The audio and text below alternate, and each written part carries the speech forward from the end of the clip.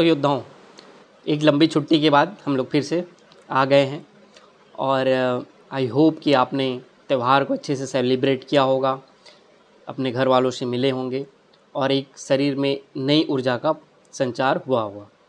इसी ऊर्जा का प्रयोग हम अगले 1 महीना तक करेंगे और अपनी मेहनत को जारी रखेंगे। इस क्रम में आज के टारगेट आपको मिल रखे हैं।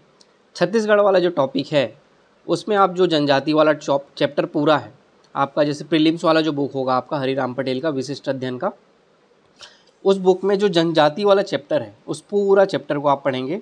आप जनजाति, पिछले वीक में हम लोग जनजातियों के बारे में, उनके संवैधानिक प्रावधान, युवागृह, ये सारी चीज़ें हमने पढ़ा है, तो वो मेंस का पर्सपेक्टिव से कंप्लीट हो चुका है। अब जनजातियों के जो नृत्य हैं, संगीत हैं, त्यौहार हैं और विवाह संस्कार हैं, मृतक संस्कार हैं, ऐसे बहुत सारे टॉपिक छोटे छोटे हैं, जैसे जनजातियों की जनसंख्या की जनगणना है, ये सारे टॉपिक आज आपके कंप्लीट हो जाने चाहिए।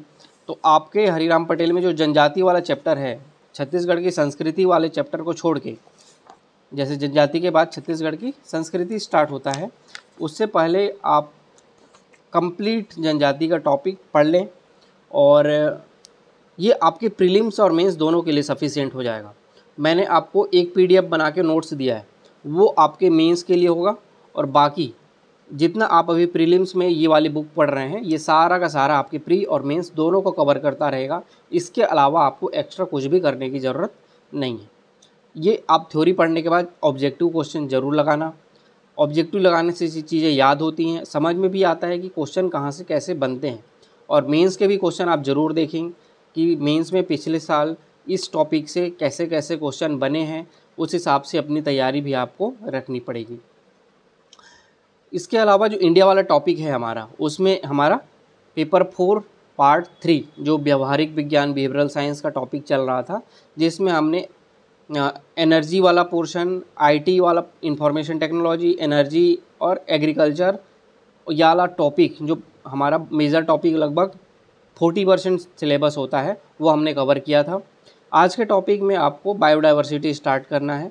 जैव विविधता के बारे में, उसकी परिभाषा, उसके प्रकार, उसके मापन के तरीके, उसके सुरक्षा के लिए इन सीटू, एक्स सीटू जो होता है, अभयारण्य, राष्ट्रीय उद्यान और BOD, ऐसे करके जो भी उसमें हैं, आप पूरा कंजर्वेशन को पढ़ेंगे, हॉटस्पॉट के बारे में पढ़ेंगे और भारत में जो 15 जैव विविधता वाले स्थल हैं उसके बारे में पढ़ेंगे।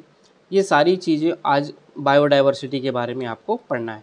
नोट्स आपके पास है, उसको पढ़िए, उसको समझिए। जो टॉपिक समझ में नहीं आता है उसको यूट्यूब से समझने की कोशिश कीजिए। और जब मैं बोलता हूँ पढ़िए, इसका मतलब ये नहीं कि पढ़ के छोड़ देना है एक बार, आप उसको 5 बार से 10 बार 15 बार तक पढ़ने का कोशिश करिए। जितने अधिक बार आप उसको आज पढ़ सकते हैं उतने बार आप उसको पढ़ने की कोशिश कीजिए।